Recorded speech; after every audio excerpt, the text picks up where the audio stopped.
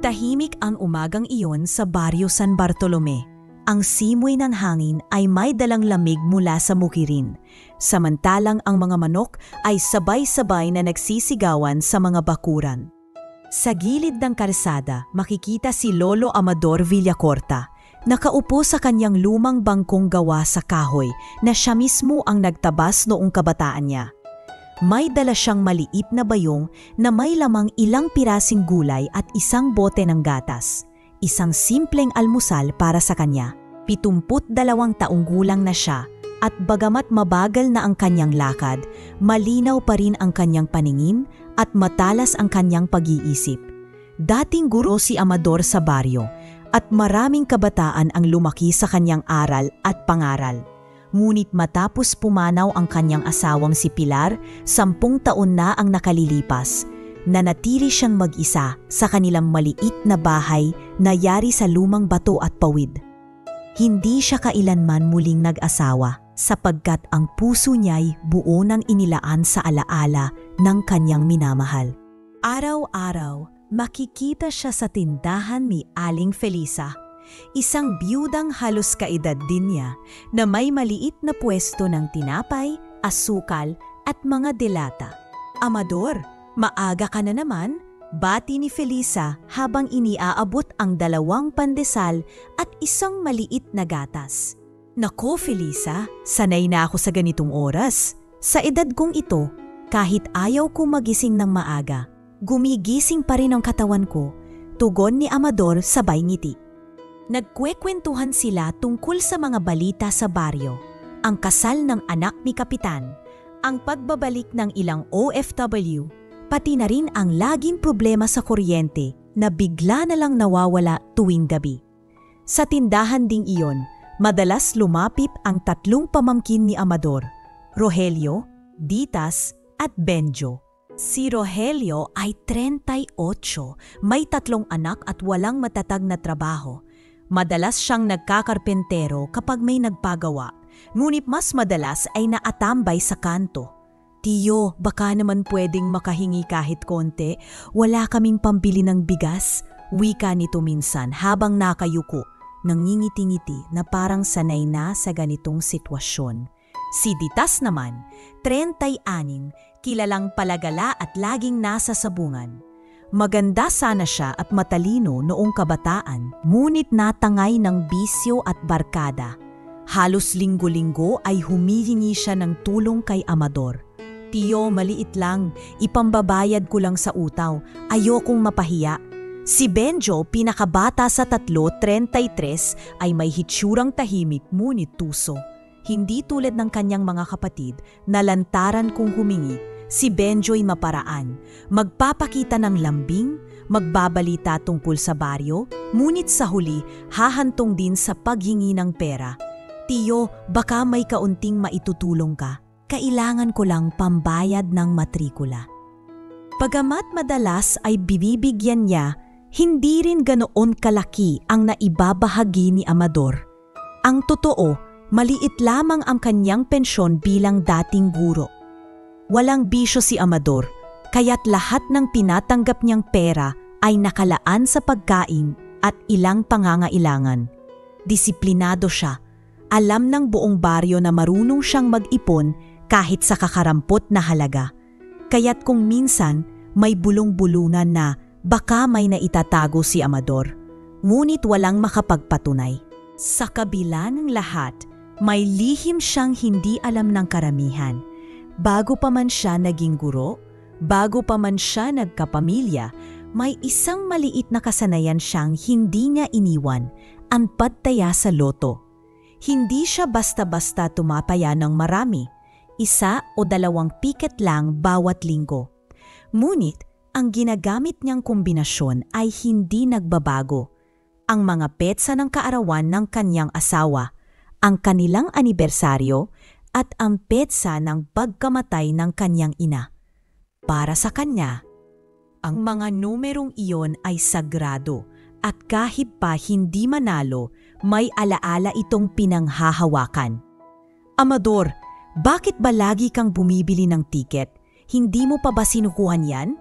Minsang biro ni Felisa habang inaabot ang papel mula sa Lotto outlet na nakadikit sa gilid ng tindahan niya.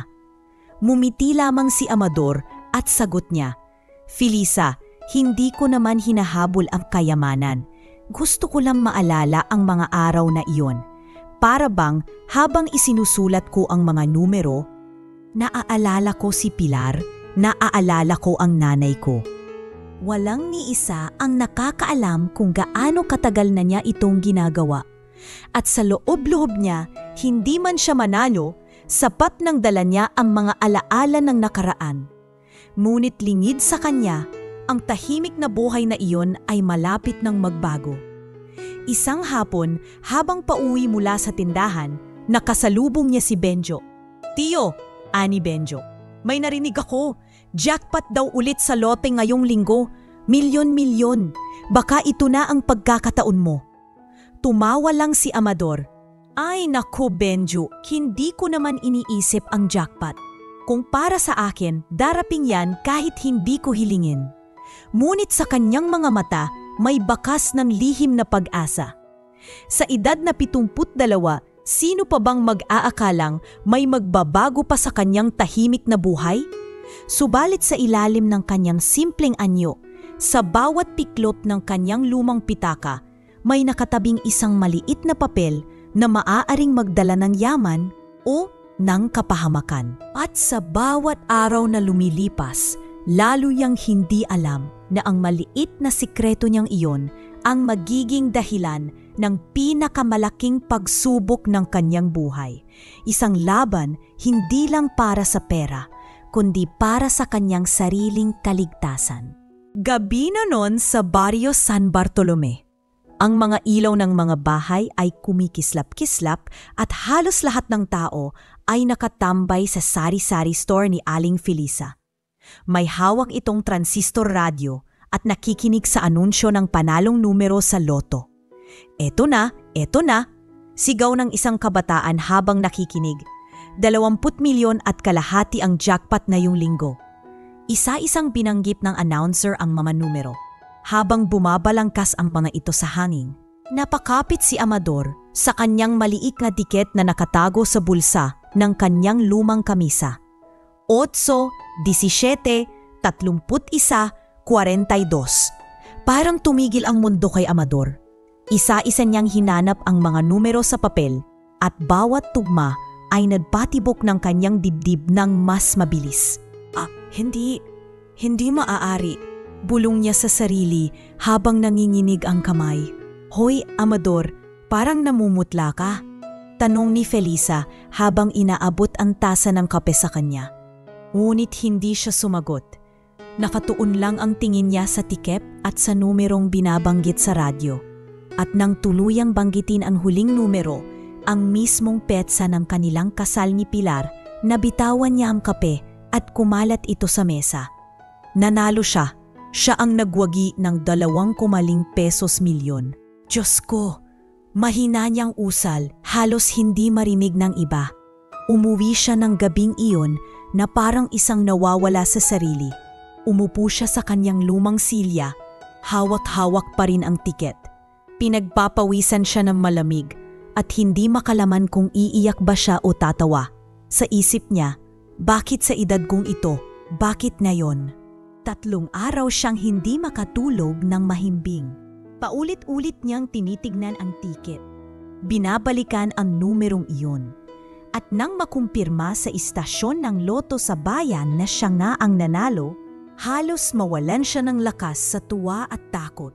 Kinailangan niyang may masabihan, kaya isang hapon ay nilakasan niya ang loob at tinawagan ang kanyang kapatid na si Corazon na nakatira sa kabilang bayan. "Corazon," wika niya sa telepono, mababa ang boses, "may sasabihin ako. Pero wag mong ipagsasabi kanino man." "Ano na naman yan, Amador? Bakit parang nanginginig ka?" sagot ni Corazon, nag-aalala. Nanalo ako sa loto. 20 milyon, Corazon. 20 milyon at kalahati." Sandaling natahimik sa linya si Corazon bago biglang sumigaw. "Ano? Totoo ba yan, Amador?" Huwag mo akong pinaglalaruan. Hindi ako nagbibiro. Totoo to. Pero natatakot ako. Hindi ko alam kung paano haharapin to. Ngunit sa hindi inaasahan, habang bumibili ng tinapay si Amador sa tindahan ni Felisa kinabukasan, hindi niya napansin na may nakarinig sa kanyang bulong nang kausap niya si Corazon. Naku, narinig mo ba yung silabi ni Amador? Jackpot daw siya sa loto, bulong ng tindera sa kapitbahay. At mula sa bibig ng isa, lumipat sa dalawa. Hanggang sa buong baryo ay may ingay ng chismis. Nanalo si Lolo Amador ng milyong-milyon. Kinagabihan, isa-isang nagsidapingan ang mga hindi inaasahang bisita sa kanyang bahay. Mga kamag-anak na dati hindi man lang kumikibo, biglang nagpakita ng malasakit. Tio Amador, sigaw ni Rogelio habang papasok sa tarangkahan. May dalang tinapay at soft drinks. Matagal na tayong hindi nagkikita. Naisip ko lang dalawin ka. Nabalitaan ko. Gusto ko lang ba kumusta ka? Sumunod si Ditas, may hawak-hawak pang maliit na prutas. Pio, naalala lang kita bigla. Na-miss kita. Ang tanda mo na pala. Kawawa ka naman mag-isa. Si Benjo na may tahimik, ngunit hindi nawala ang sulyap ng kanyang mga mata sa loob ng bahay. Wari nagbibilang kung ano ang kayamanan doon. Tio, baka gusto mo ng kasama. Ako na lang ang tutulong sa'yo araw-araw. Hindi lamang sila, pati ang ilang kapitbahay na dati hindi man lang bumabati. Ngayon ay biglang may dalang ulam, kumapatok sa kanyang pinto at nagsasabing, Lolo, congratulations! Ipagmalaki mo naman sa amin ang swerte mo. Sa loob-loob ni Amador, hindi niya malaman kung matutuwa ba siya o mangingimig sa kaba. Totoo, ito'y biyaya, ngunit kasabay ng biyayang ito'y ang mga matang sabik, ang mga ngiting may halong inggit, at ang mga kamay na tila handang kumapit sa kanyang yaman. Isang gabi, kinausap siya ni Corazon sa telepono. Amador, kailangan mong mag-ingat. Hindi lahat ng ngumingiti sa'yo ay tunay na masaya para sa'yo. May mga taong handang gumawa ng masama dahil sa pera. Napayuko si Amador. Alam ko, Corazon. Ramdam ko sa mga tingin nila. Ang simpleng buhay ko'y parang nagbago sa isang iglap. At hindi ko alam kung kaya ko bang dalhin ang bigat nito. Tumulo ang luha sa kanyang mga mata habang nakaupo sa ilalim ng dilaw na ilaw ng kanyang lampara. Sa isang banda, dama niya ang tuwa at pasasalamat sa pagkakataong ibinigay ng Diyos.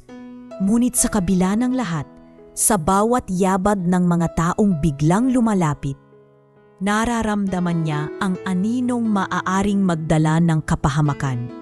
At doon niya napagtanto, hindi pera ang tunay na laban niya, kundi ang pag-alam kung sino ang kaibigan at sino ang kalaban. Ang jackpot na kanyang hawak, hindi lang magbabago ng kanyang buhay, maaari rin itong magbukas ng pinto tungo sa panganib. Makalipas ang ilang araw matapos kumalat ang balitang siya'y nanalo, nagsimulang magpakita ng matinding interes ang kanyang tatlong pamangkin. Unang dumating si Rogelio. Tanghaling tapat, dala-dala nito ang isang folder na parabang seryoso ang balak. Tio Amador! Sigaw nito mula sa labas habang kumakatok. Bukas ang pinto?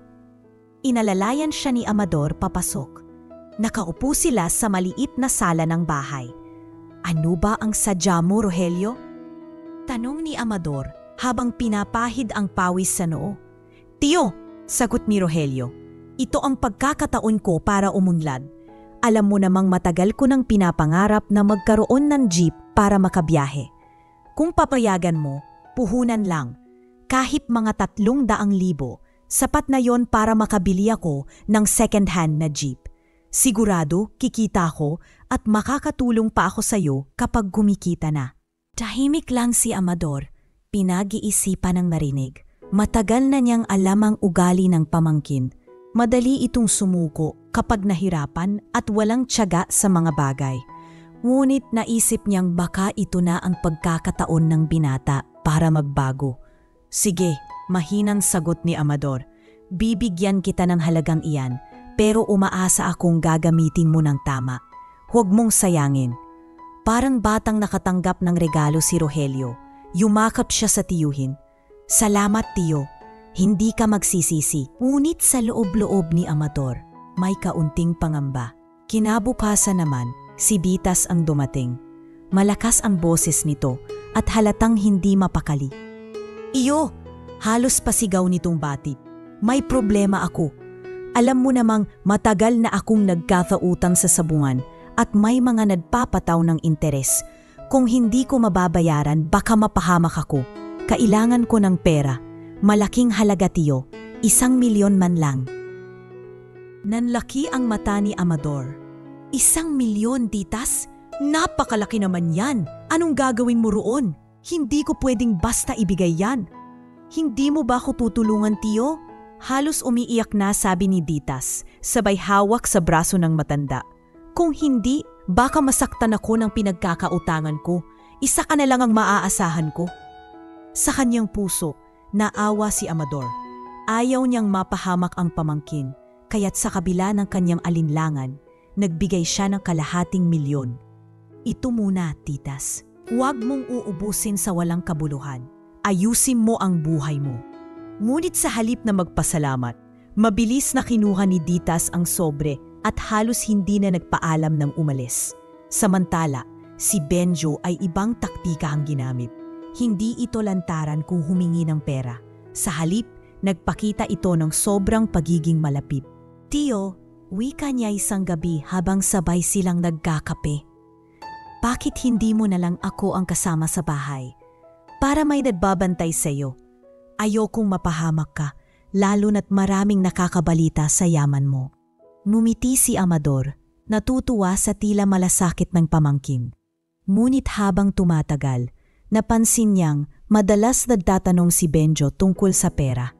Tiyo, saan mo ba inilalagay ang mga napanalunan mo? Sa bangko ba o itinatago mo lang dito sa bahay? Delikado kasi kung basta nakatago lang, baka manakawan ka. Kumunop ang noo ni Amador. Huwag mong intindihin yun, Benjo. May sarili akong paraan. Ngunit hindi siya tumigil. Kung gusto mo, ako na ang magbabantay ng pera. Hindi ako traidor, tiyo. Mas mabuti nang may alam kaysa wala. Doon nagsimulang maghinala si Amador. Tahimik ang pamangkin, oo. Ngunit ang mga tanong nito'y tila may laman. Hindi na ito simpleng pag-aalala, kundi tila pang-uusisa kung saan nakatago ang yaman. Sa mga unang linggo, naging mapagbigay si Amador.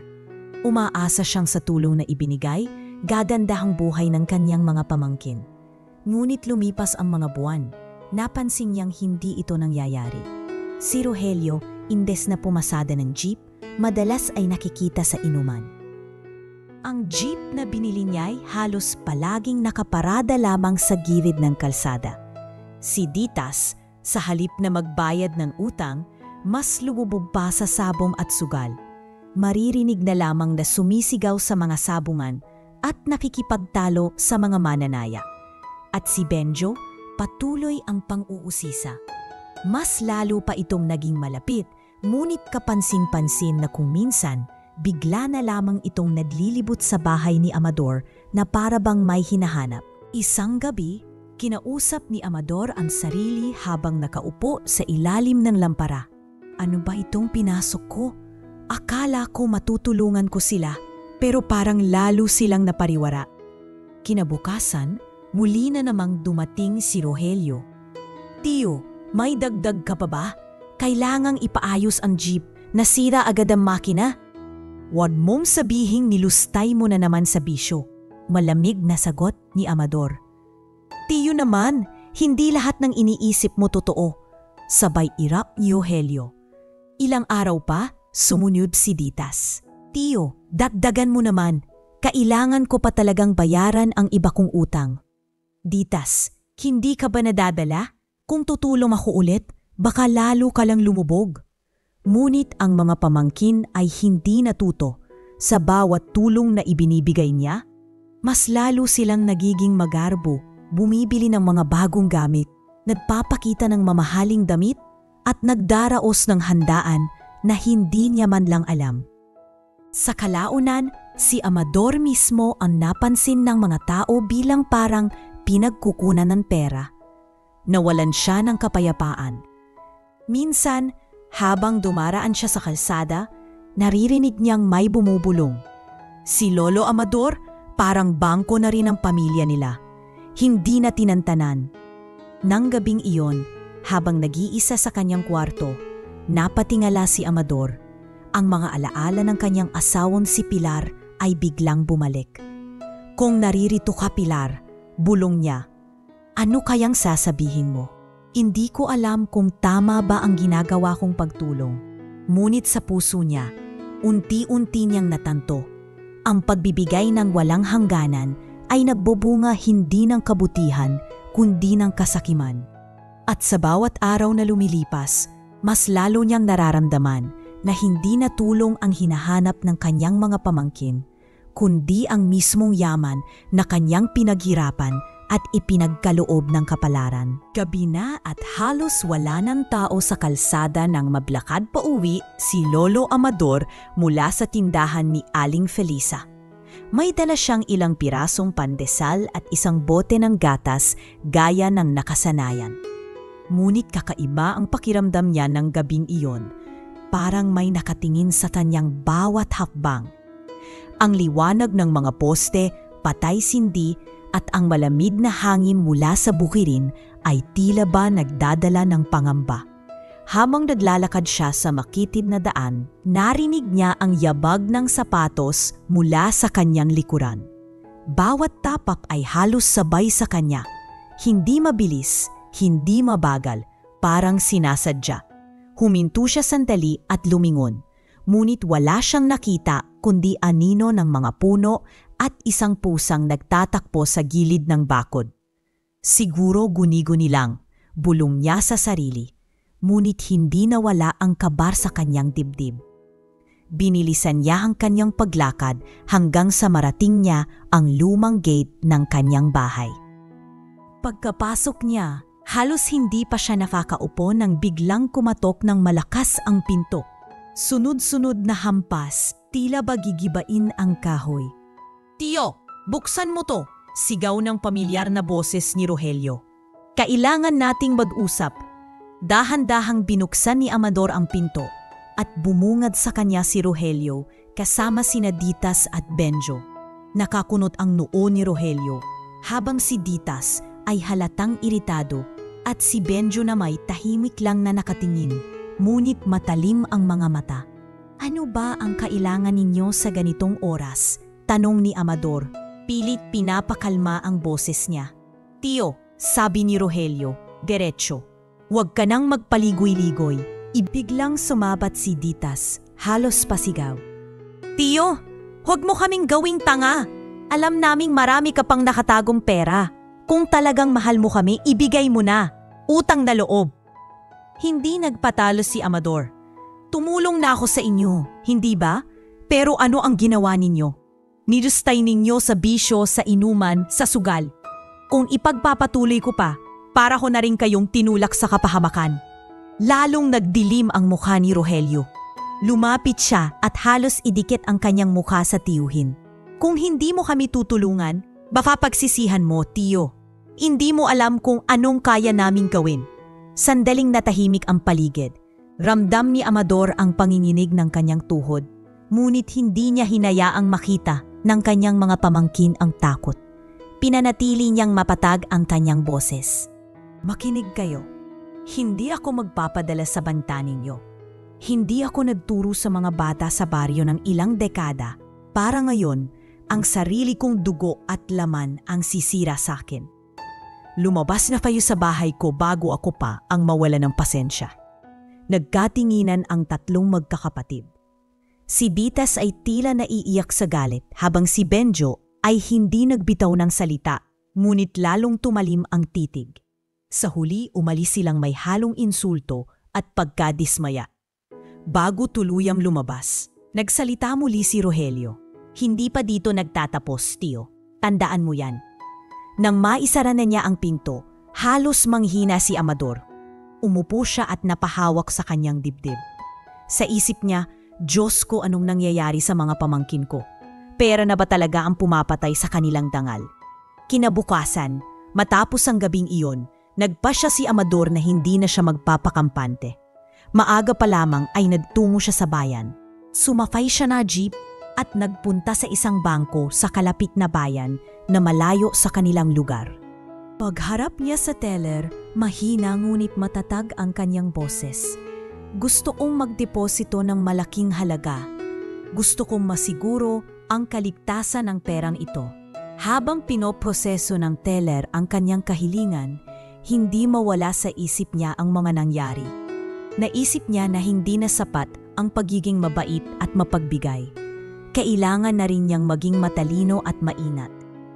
Paglabas niya ng bangko, nakahinga siya ng mas maluwag. Ngunit alam niyang hindi rito nagtatapos ang laban.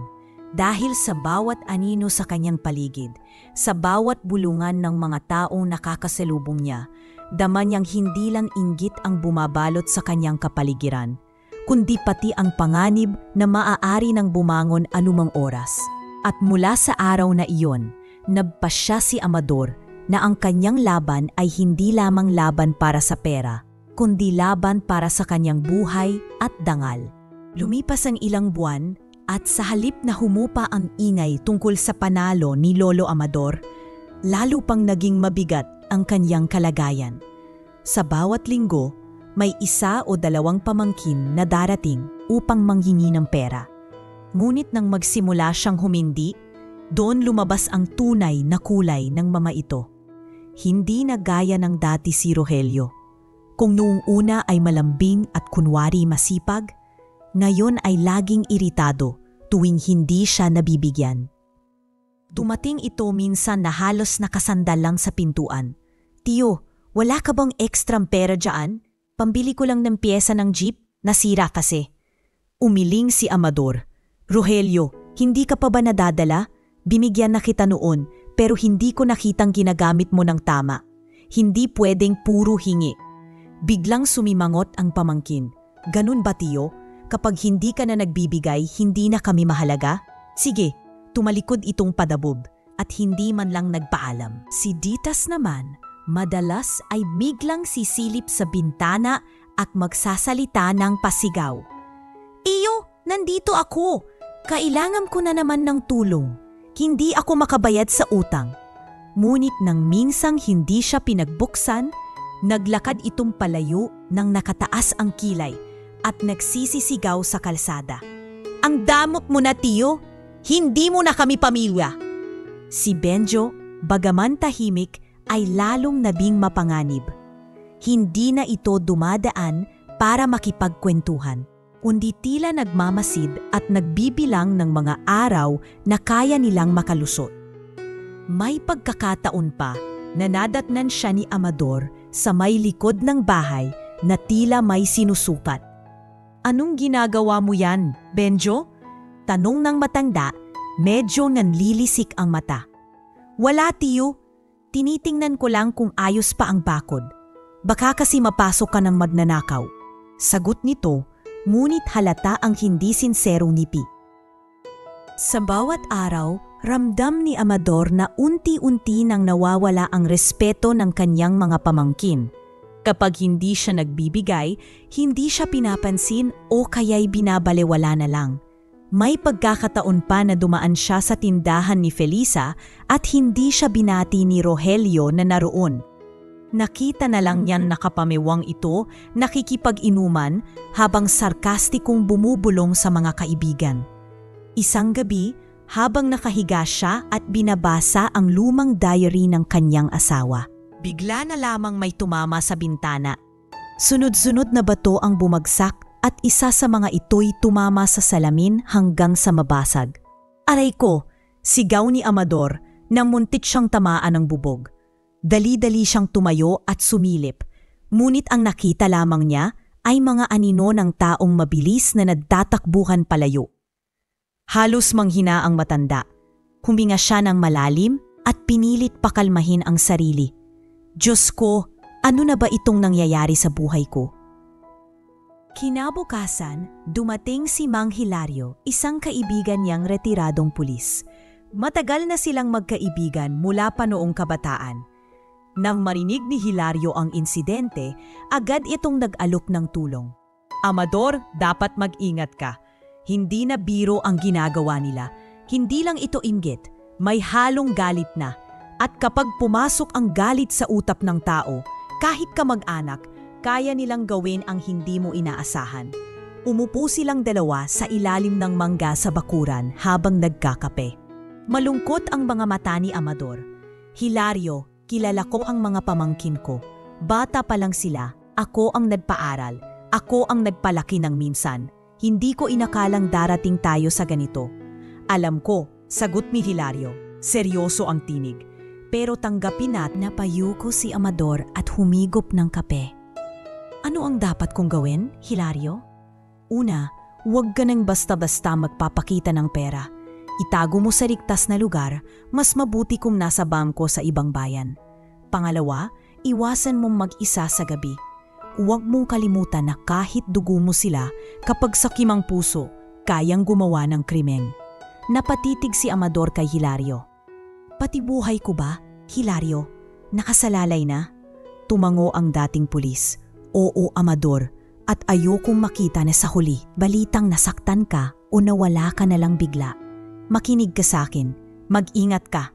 Lumipas ang mga araw at ginawa ni Amador ang payo. Bahagya siyang naglakbay patungo sa kalapitbayan at doon nagdeposito ng malaking bahagi ng kanyang panalo.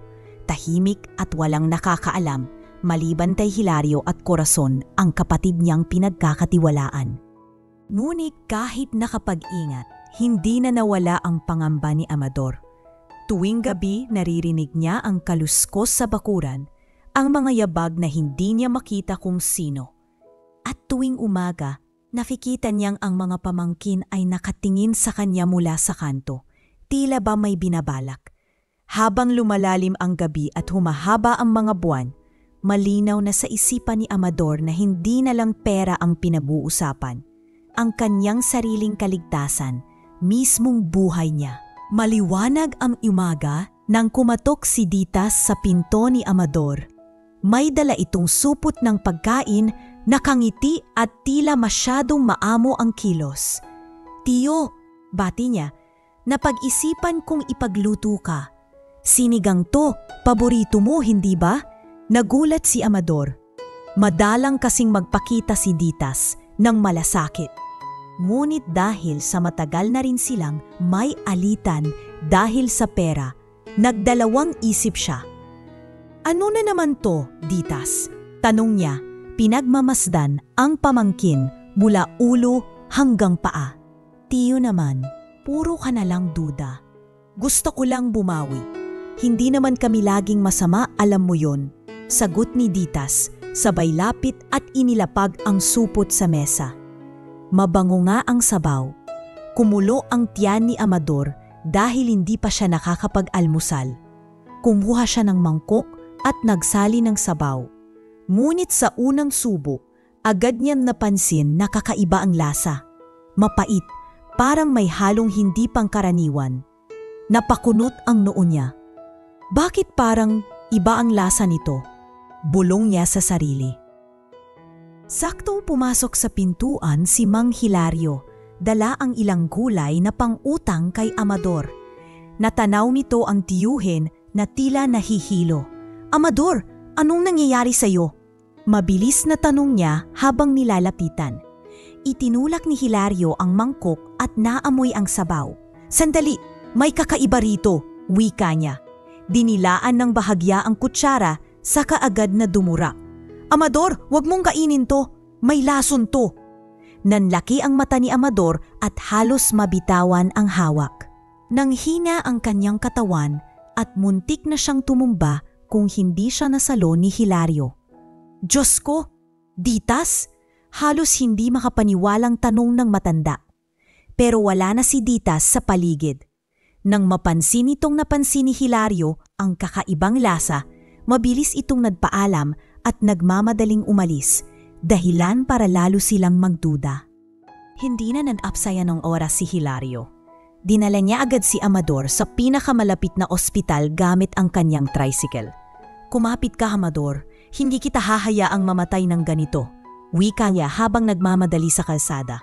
Sa ospital, agad na nilinis ang tiyan ni Amador at sinuri ang laman ng kanyang sikmura.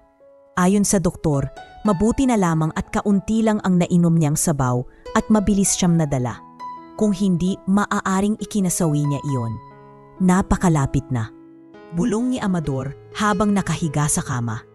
Nanginginig ang kanyang mga kamay at sa kanyang isipan, unti-unting nagiging malinaw ang mapait na katotohanan. Hindi na inggit o galit lamang ang bumabalot sa kanyang mga pamangkin. Mayroon na silang hangaring tanggalin siya sa mundo. Kinagabihan, nang nakalabas na siya sa ospital, pinuntahan siya ni na Rogelio at Benjo. Kunwari nag-aalala, pero halatang may kaba sa kanilang mga mata. "Tio, anong nangyari? Nabalitaan naming nadala ka sa ospital," tanong ni Rogelio, pilit na pinapakalmahang boses. "Hindi raw maganda ang kinain ko," sagot ni Amador. Malamig ang tinig. "Pero alam ko, hindi aksidente yon." Agad na sumabat si Ditas, na sumunod din pala, dala-dala ang isang basket ng prutas. "Tio, wag mong isipin na ako ang may gawa niyon. Bakit ko naman gagawin iyon? Pamilya mo ako." Ngunit kitang-kita ang pamumutla ng kanyang mukha at ang panginginig ng kanyang kamay habang inaabot ang basket. "Huwag mong lokohin ang matanda," singit ni Hilario na nasa tabi. "Alam kong ikaw ang nagdala ng pagkain kaninang umaga. Kung wala akong dumating, baka patay na si Amador ngayon." "Hindi totoo yan," halos pasigaw na sagot ni Ditas. "Hindi ko alam kung bakit nagkaganon ang niluto ko.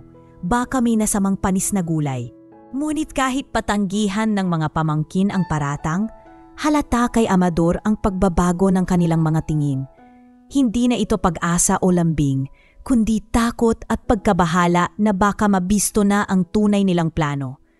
Pag-alis ng mga ito, naiwan si Amador at Hilario sa bahay. Umupo sila sa sala, parehong tahimik. "Hilario," mahinang sabi ni Amador, "ngayon ko lang tunay na naramdaman ang bigat ng lahat. Hindi na ito tungkol sa pera. Buhay ko na ang gusto nilang kitilin." Tumango si Hilario. "Kaya nga sinasabi ko sa'yo, mag-ingat ka. Hindi mo na sila basta-bastang pamangkin.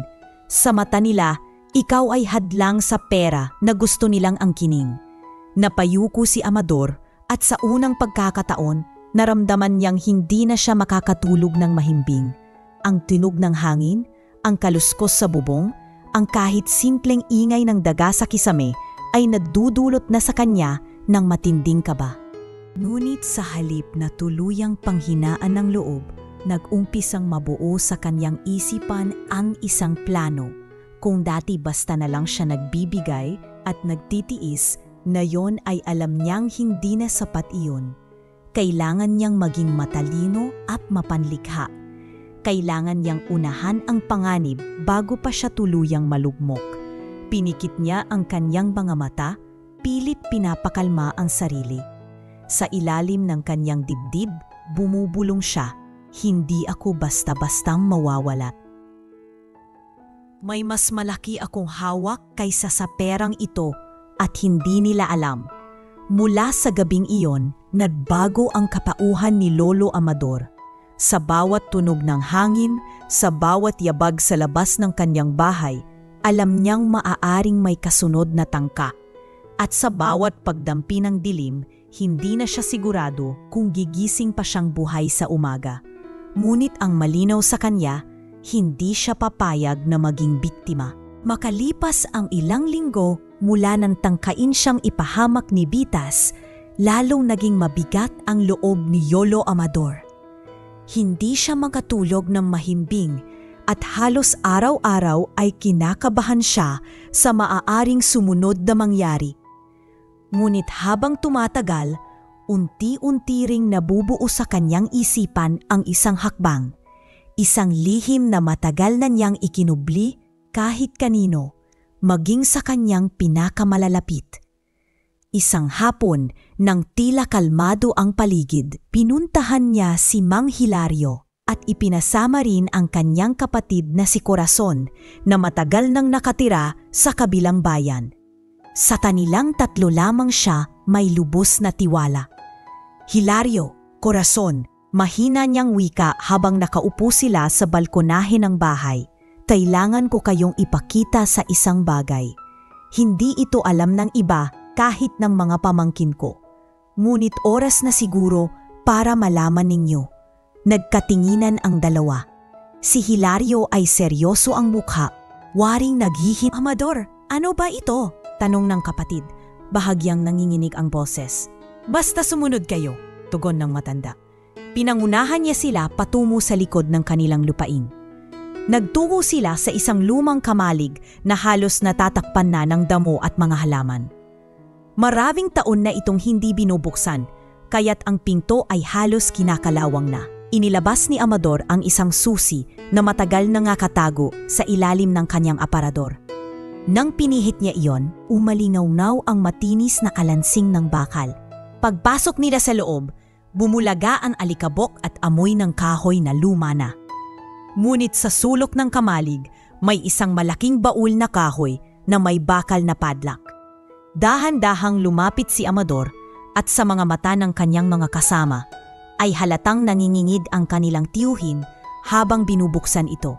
Pagkatanggal ng kandado at pagbukas ng takip, bumungad sa kanila ang isang kahon na puno ng mga lumang dokumento, makapal na papel na tila ginamitan pa ng typewriter, at ilang nakabalot sa telang velvet na mga alahas.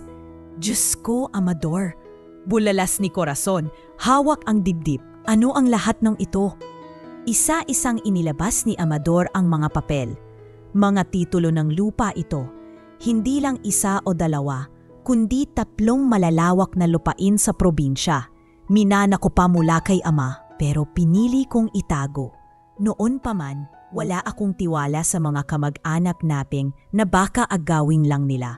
Kaya ako na ang nag-alaga. Napakunot ang noo ni Hilario habang kinukuha ang isa sa mga dokumento. Amador, ang halaga ng mga lupang ito, higit pa sa perang napanalunan mo sa loto. Tumango si Amador. Alam ko, at hindi lang lupa, mayroon ding mga gintong alahas na pag-aari pa ni inay. Matagal ko nang sinarili ang sikreto na ito. Pinili kong manahimik dahil hindi ko alam kung kanino ipagkakatiwala. Habang binubuksan niya ang balot ng telang velvet, kumislap ang liwanag mula sa isang kwintas na may malaking batong ginto. Mayroon ding ilang singsing at pilseras na may nakaukit pang mga pangalan ng kanilang mga ninuno. Hindi ko ito itinago para lang sa akin. Patuloy ni Amador. Itinago ko dahil wala akong nakikitang makikinabang nito ng tama. Ngayon, lalo na't nakita ko ang ugali ng mga pamangkin ko. Mas lalo kong napatunayan na hindi ko pwedeng basta ipamana ang lahat ng ito sa kanila. Nagpakawala siya ng malalim na buntong hininga. Corazon, Hilario, kailangan kong gumawa ng plano. Hindi na para sa kanila, kundi para sa mas malawak na kapakinabangan. Ang yaman na ito, pati ang napanalunan ko sa loto, ay dapat gamitin sa tama. Sa mga bata ng baryo, sa mga magsasaka, sa mga walang taya. Nagulat si Corazon. Napaluha ito. Amador, matagal mo pala itong pasan. Bakit hindi mo agad sinabi sa akin? Umiling si Amador. Dahil gusto kong makita kung sino ang totoo. At ngayon, alam ko na. Nagpahinga sila sandali habang nakaupo sa gilid ng baul. Tahimik si Hilario, ngunit nakatingin sa mga dokumento. Amador, wika niya. Ang desisyon mo ay tama. Kung ibibigay mo ito sa mga pamangkin mo, lalo lang silang luyubog sa kasakiman. Ngunit kung ilalaan mo ito sa tama, baka iyon ang maging tunay na pamana mo. Napangiti si Amador, ngunit may lungkot sa kanyang mga mata. Tama ka, Hilario. Ngunit kailangan kong mag-ingat. Kung malaman nila ito, baka hindi na ako magkaroon ng pagkakataong maisakatuparan ang plano ko. Kaya't mula ngayon, sa atin lang ito. Tumango ang dalawa, sabay sabing, iingatan namin ang sikreto mo. Habang isinasara muli ni Amador ang baul at ikinandado ito, dama niya ang bigat ng responsibilidad. Ngunit kasabay nito'y naramdaman niya ang kakaibang lakas. Hindi na siya basta matandang guro na nakatanggap ng biyaya mula sa loto. Siya na ngayon ang tagapag-ingat ng isang kayamanang higit pa sa salapi.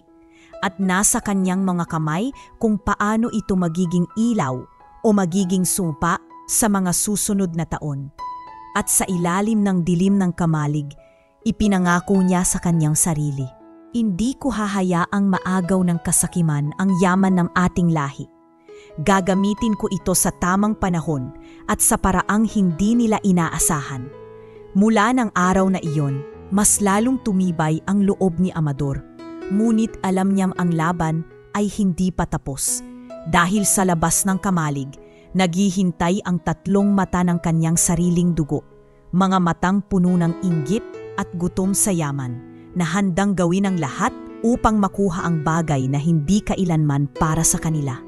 Dumating ang araw ng kapistahan sa Barrio San Bartolome. Ang mga kalsada ay punalamutian ng makukulay na banderitas at ang plaza ay puno ng mga tao. Mga bata na naglalaro, mga tindera ng kakanin at mga kabataang nagkakantahan. Sa gitna ng kasiyahan, si Lolo Amador ay nakaupo sa isang upuang kahoy, tahimik na nakamasid. Ngunit sa kanyang puso, may dala siyang mabigat na pasya. Isang desisyong magpapabago hindi lamang sa kanyang buhay, kundi pati na rin sa buong baryo. Lumapit si Mang Hilario, nasuot ang kanyang lumang barong Tagalog, tanda ng pagiging respetadong retiradong pulis. "Amador, handa ka na ba? Alam mong hindi lahat matutuwa sa sasabihin mo." Tumango si Amador, mariin ang kanyang titig. "Handa na ako, Hilario. Panahon na para malaman ng lahat." Nang tumugtog ang banda ng musiko, nagsidatingan ang mga tao sa plaza. Maging si Kapitan Eladio, ang punong barangay, ay naroon at nagsalita muna ng ilang pagbati. "Mga kababayan," panimula ni Amador, may bahid ng kaba sa boses, ngunit matatag ang kanyang tindig. "Matagal na akong tahimik dito sa ating baryo. Kilala ninyo ako bilang isang simpleng guro, isang matanda na laging nasa tindahan ni Felisa. Ngunit ngayong araw na ito, nais kong ipahayag ang isang bagay na matagal ko nang pinasan." Nagbuluman ang mga tao. Ang ilan ay nakangiti, ang ilan ay nagtatanong-tanong. Sa gilid ng plaza, nakatayo ang kanyang mga pamangkin, sina Rogelio, Ditas at Benjo, na may halatang pag-aabang sa kanilang mga mata. Huminga ng malalim si Amador at nagpatuloy. "Alam ninyong nanalo ako sa loto." "Oo, totoo yon. 20 milyong piso at kalahati ang pumasok sa aking mga kamay. Ngunit higit pa roon, may mga kayamanan akong minana mula sa aking mamamagulang. At matagal kong itinago ito dahil hindi ko alam kung paano gagamitin ng tama." Nagulat ang lahat. Ang ilan ay napaawan ang bibig, ang iba na may halos hindi makapaniwala. Naroon si Corazon na tahimik lang, pinagmamasdan ang kanyang kapatid. "Ngunit heto ang pasya ko," patuloy ni Amador, mas tumibay ang boses. "Hindi ko ito ipamimigay sa iilan. Hindi ko ito ipapasa sa mga taong ang nasa puso ay kasakiman. Mas pipiliin kong makatulong sa lahat kaysa maging alipin ng iilan." Itinaas niya ang kanyang kamay at idineklara, "Idodonate ko ang malaking bahagi ng aking kayamanan para sa pagpapatayo ng bagong paaralan at health center sa ating baryo. Gusto kong ang mga bata ay may mas maayos na kinabukasan. Gusto kong ang mga may sakit ay may lugar na malalapitan. Ito ang tunay na halaga ng kayamanan, ang maging ilaw para sa lahat." Parang sumabog ang palakpakan sa buong plaza. Ang mga tao ay tumayo, sumigaw ng "Mabuhay si Lolo Amador!"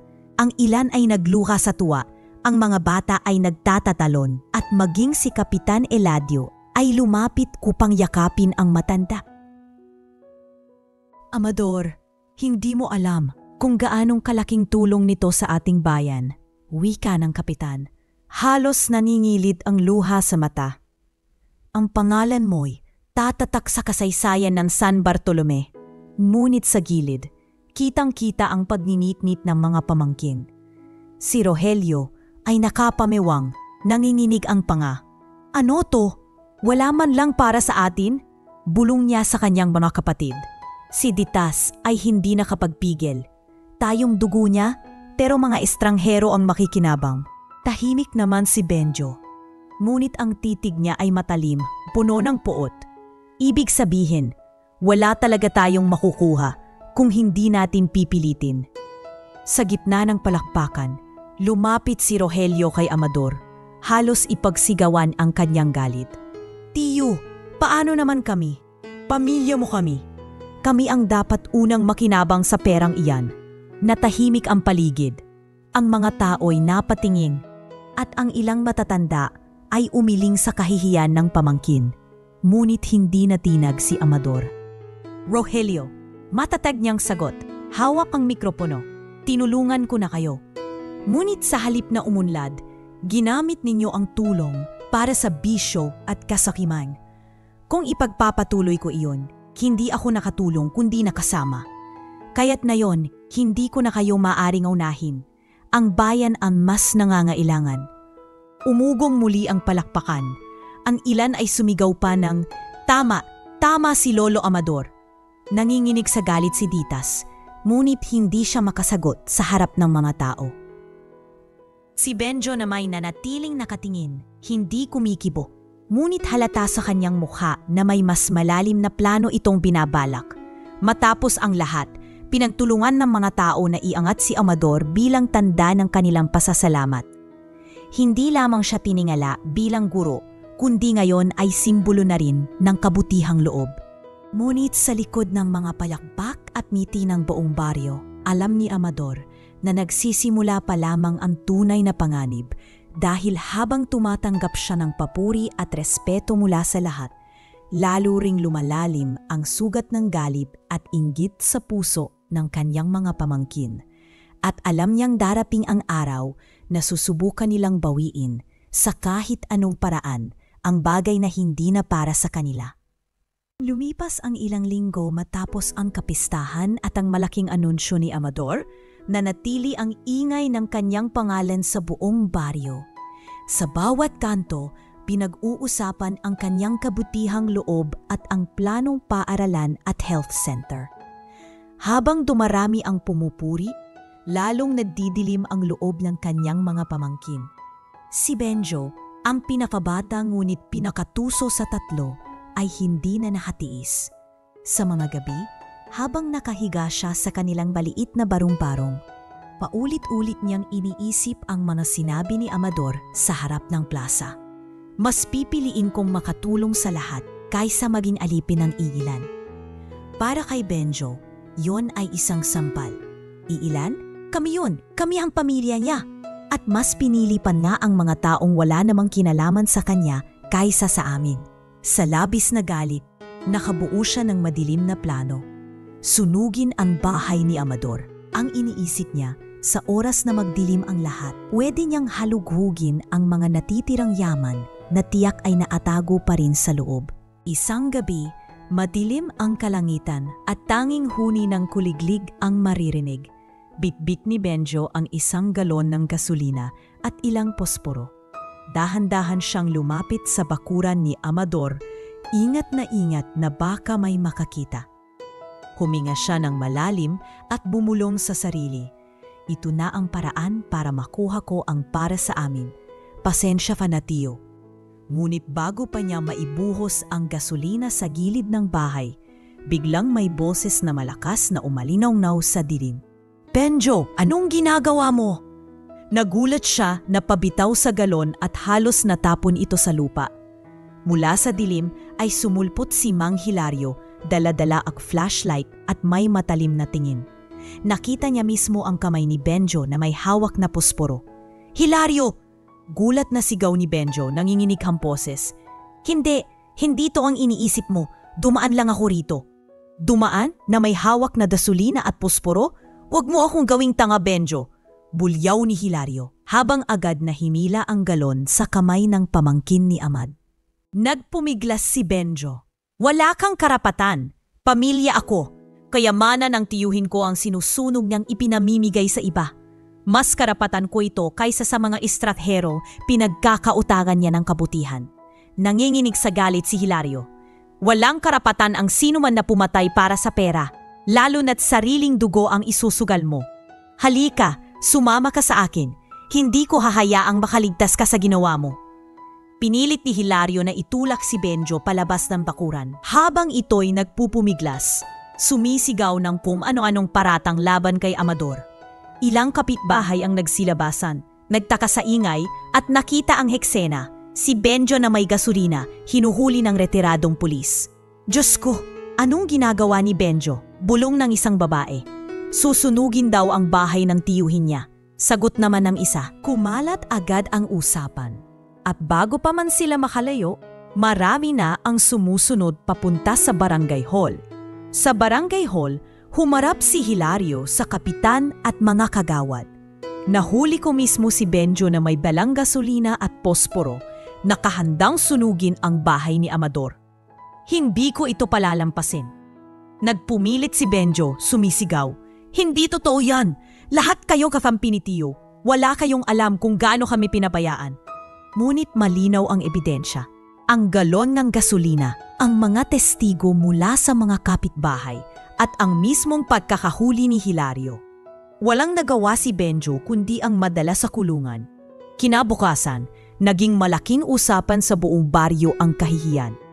Hindi makalabas ng bahay si Rogelio at Ditas, sapagkat alam nilang buong baryo'y nagtuturo at humuhusga.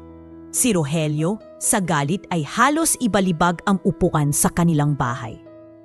Hindi ka ba naman tanga, Benjo? Bakit ka nagpahuli? Si Ditas naman, halos maiyak. Ngayon sino pa ang maniniwala sa atin? Lalo tayong pinagtatawanan. Natahimik silang tatlo. Ngunit ang masakit, unti-unti nang lumalayo ang mga dati nilang kaibigan at kapitbahay. Ang dating pamilya ni Amador na pinitingala sa panalo ay ngayon binabansagang sakim, traidor at walang utang na loob. Samantala, si Amador, bagamat sulapan ng damdamin sa ginawa ng sariling pamangkin, ay hindi nagpakita ng galit. Nang marinig niya ang nangyari, mahina lamang niyang sinabi kay Hilario at Corazon, ito ang bunga ng kasakiman. Sa halip na pagmamahal, inggit at galit ang tumubo sa kanilang puso. Ngunit sa kabila ng lahat, naramdaman din ni Amador ang bigat ng kapalaran. Ang pamilya na dati inaasahan niyang magmamahal sa kanya ay unti-unti nang nagkakawatak-watak. Ang kanilang pangalan, na minsan ay kinilala sa baryo, ngayoy nasira dahil sa kagustuhang angkinin ang bagay na hindi naman nila pinaghirapan. Mula noon, nagsimula ng mabuwag ang pamilya nila Rogelio, Ditas at Benjo. Hindi lamang sila nahiwalay kay Amador, kundi pati sa kanilang mga kapitbahay na unti-unti na ring lumayo. At ang sugat na iniwan ng kanilang kasakiman ay hindi na madaling maghilom.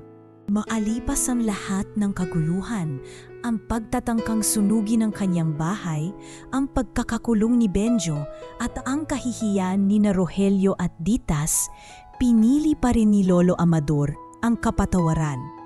Hindi iyon madali, sapagkat ang sugat na iniwan sa kanya ay malalim. Sariling dugo ang nagtangkang ipahamak siya.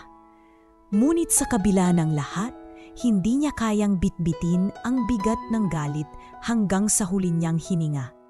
Isang gabi, kinausap niya si Corazon habang sila'y nasa balkonahe. Pinagmamasdan ang mga bituin. Corazon, wika niya, mababa ang tinig. Pinatawad ko na sila. Hindi ko hahayaang sirain ng galit ang naitirang panahon ko. Amador, papaano mo nasasabi yan? Sagot ni Corazon, bahagyang umiiling. Kung ako ang nasa kalagayan mo, baka hindi ko nagawang palampasin. Umiling si Amador. Mumingipi ng mapait. Wala nang saysay ang magkimkim. Pero may isang bagay akong sigurado. Hindi ko na sila muling papayagang pumasok sa buhay ko. Ang kapatawaran ay maaari kong ibigay, pero ang tiwala, hindi ko na maibabalik. Mula noon, hindi na muling nagpakita ang tatlong pamangkin sa kanya. At kung dumadaan man sila sa harap ng kanyang bahay, Mabilis silang lumilisan, nahihiya sa mga mata ng baryo. Samantala, si Amador ay tumutok sa tunay niyang hangarin. Ginamit niya ang malaking bahagi ng kanyang napanalunan at mga ari-ariang itinago niya noon upang ipatayo ang Amador Learning Center, isang maliit ngunit maayos na paaralan para sa mga batang mahihirap sa kanilang bayan. Ang unang araw ng pagbubukas ng paaralan ay isang malaking selebrasyon. Ang mga bata, karamihan ay nakatsinelas lamang at may daladalang lumang bag, ay sabik na sabik sa bagong silid-aralan na may makukulay na upuan at libreng aklat. Ang kanilang mga matay kumikislap, puno ng pag-asa. "Lolo Amador!" Sigaw ng isang batang si Elias habang hinahawakan ang bagong lapis. "Maraming salamat po. Ngayon hindi na ako kailangang lumakad ng malayo para lang makapag-aral." Lumapit din ang isang batang babae, si Maricar, at sabik na niyakap ang matanda. "Lolo, pangarap ko pong maging guro balang araw. Dahil sa inyo, may pagkakataon na ako." Napaluha si Amador, hinaplos ang buhok ng mga bata at sinabi, "Mga apo, tandaan ninyo, ang edukasyon ang tunay na kayamanan. Wala nang makakakuha nito sa inyo."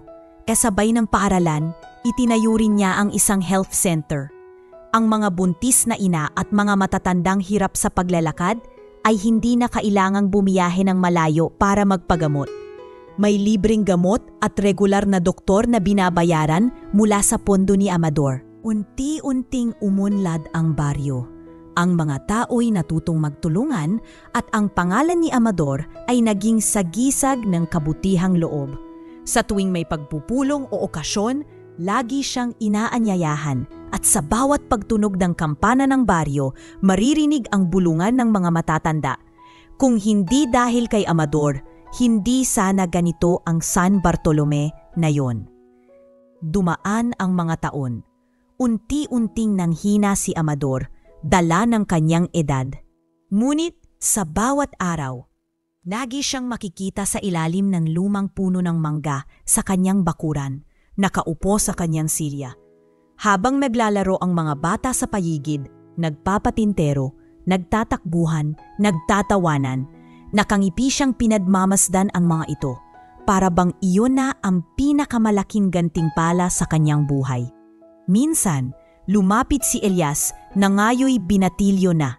"Lolo, natupad ko po ang pangako ko.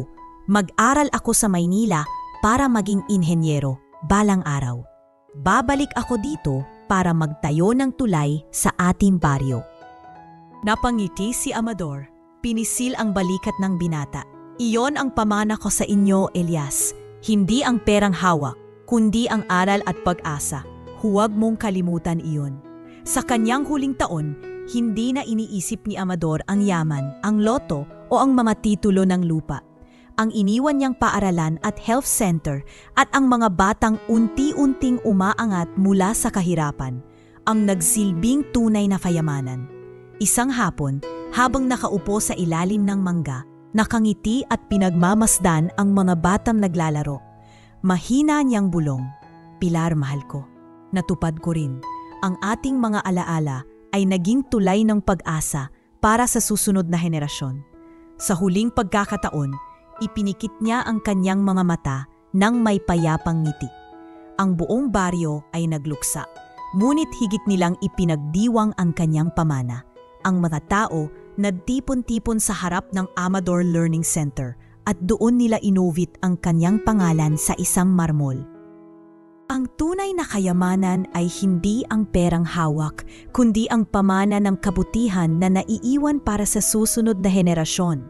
At mula noon, si Lolo Amador ay hindi lamang alaala, kundi isang alamat ng kabutihan sa baryo ng San Bartolome. Maraming salamat sa pagtapos ng kwento ni Lolo Amador Villacorta. Ang kanyang buhay ay nagpapaalala sa atin na ang pera at kayamanan ay maaaring magbago ng ugali ng tao, maaaring magdala ng kasakiman, ngunit maaari ring maging daan para sa tunay na kabutihan. Kung natapos mo ang kwento, mag-iwan ka ng salitang pamana sa comment section para malaman kung kasama ka hanggang dulo. Huwag kalimutan na mag-like, mag-subscribe at i-share ang video na ito upang mas marami pa tayong ma-inspire na mga kwento ng aral at pag-asa. Dahil sa ating channel, bawat istorya ay may lihim na inspirasyon na patuloy na dumadaloy sa puso ng bawat isa.